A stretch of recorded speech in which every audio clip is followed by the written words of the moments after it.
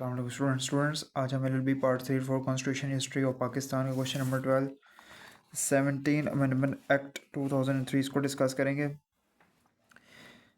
Basically अगर ये question ऐसा आता है कि कॉम्प्रिहेंसिव नोट इस पर लिख दें या फिर इसको कंबाइन दे दे क्या देते हैं कि लीगल फ्रेम ऑर्डर और इन दोनों को आप कंबाइन लिख दें। लेकिन अगर ये आ जाता है कॉम्प्रिहेंसिव नोट आता है उसको कैसे लिखना है, इसमें इंट्रोडक्शन लिखना है, बैकग्राउंड लिखना है, इसके इंपॉर्टेंट पॉइंट लिखने हैं, क्रिटिसिज्म लिखना है, सिग्निफिकेंस लिखना है, कंक्लूजन देकर इसको एंड कर देना। ओके, अब इसके इंट्रोडक्शन में बढ़ देता हूँ। कहते हैं 17 amendment act 2003 was passed by the parliament of the Pakistan on December 31, 2003. It aimed to validate the incorporated provision of the Legal Framework Order 2002 into the Constitution. The amendment था वो result था as was the result of political compromise था between the government and opposition parties.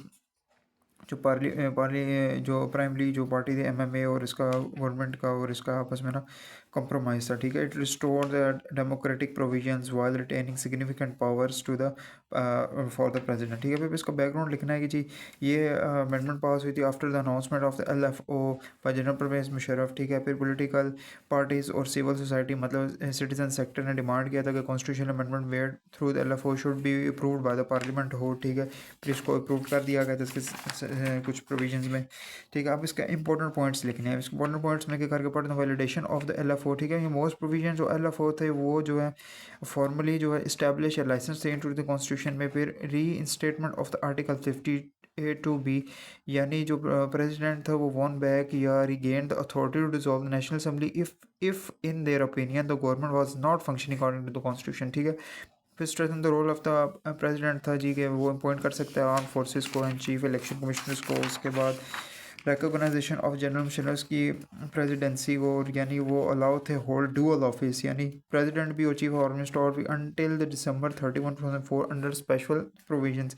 ठीक है, फिर impact on the constitution ये था कि टोटल 29 आर्टिकल्स जो आर अमेंडेड हुए थे which impacting the government federal structure and balances of power. Criticism ये था कि जिन्होंने वही चीज़ जो कि एक्सेसिव पावर्स दे दी गई हैं प्रेसिडेंट को, फिर they are weakening the democratic institution, और जो आर्टिकल 50A-2B था ये जो कह रहा है जी weakening the supremacy of the parliament. फिर सिग्निफिकेंस क्या था कि इट पे यानी made possible the fair of working relationship between the Musharraf military regime and political opposition ensuring the some degree of democratic functioning। ठीक है, तो इसका कंक्लूजन देना है। कंक्लूजन लिखना है कि 17th amendment mark a critical phase in the Pakistan constitutional history by balancing the military control and civilian democracy. इतना भी कंक्लूजन लिख दें तो ये मोर देन इनफ है। ठीक है, तो इस तरीके से 17th अमेंडमेंट एक्ट अगर क्वेश्चन आ गया तो 20 नंबर का अपने एग्जाम में सवाल करना। Okay, good luck students.